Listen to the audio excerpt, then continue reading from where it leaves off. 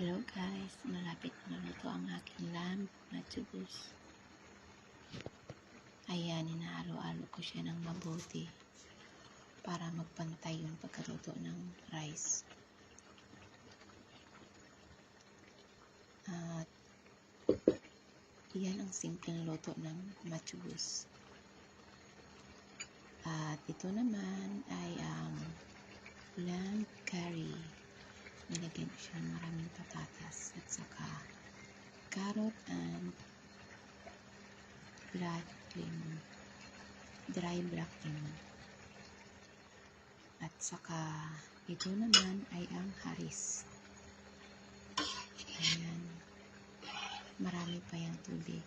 Kailangan pa yan na ilibit ko muna ng mga ilang oras kasi kailangan yan, yung kinalabasan yan ay